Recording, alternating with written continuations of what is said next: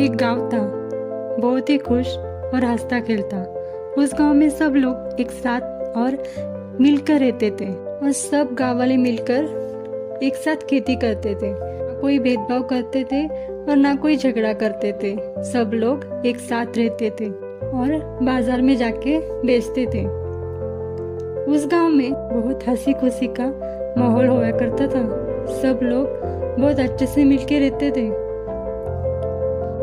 उसी गांव में एक रामू नाम का शराबी रहता था, जो कुछ भी काम नहीं करता था, बस शराब पी के पूरा दिन गांव में घूमता था और हर किसी से बस झगड़ा करता था। झगड़ा करना मानो जैसे उसका फैशन ही बन गया होगा। किसी से भी वो बस झगड़ा ही करता था। सब गांव वाले उससे बहुत परेशान थे। हर दिन उसका सबके साथ झगड़ा करना, औरतों के साथ बदतमीजी करना, ये बस बढ़ता ही जा रहा था। इसलिए सब गांव वाले परेशान थे उससे। एक दिन उसके पास शराब पीने के लिए पैसे नहीं थे।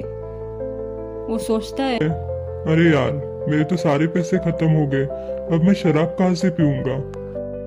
यही सोचकर वो पेड़ के नीचे जाके बैठता है। तभी वहाँ पे चुड़ैल आती है और रामू से कहती है, तुम टेंशन मत लो, मेरे पास एक तरीका है जिससे तुम्हारी सारी तकलीफें दूर हो सकती है और तुम्हें बहुत पैसे भी मिलेंगे। सुनो, तुम्हें मेरी मदद करनी पड़ेगी। तुम्हें गांव वालों के खेत से अनाज की चोरी करनी होगी और मुझे लाके देनी होगी और मैं भी होंगी तुम्हारे साथ। देखो, भले ही मैं शराबी हूँ, लेकिन मैं ऐसे चोरी नहीं कर सकता।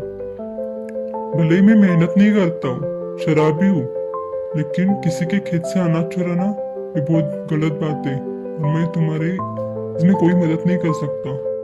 अरे देखो, इसमें कोई गलत काम नहीं है और ना ही कोई गलत बात है।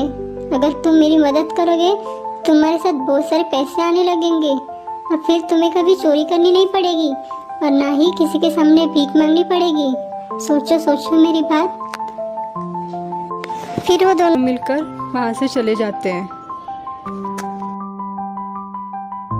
और फिर जाकर खेत में चोरी करने लगते हैं। बहुत सारी चोरी करने के बाद वहां से चले जाते हैं। जब गांव वाले देखते हैं तो उनको समझ में नहीं आता है ये काम किसका है।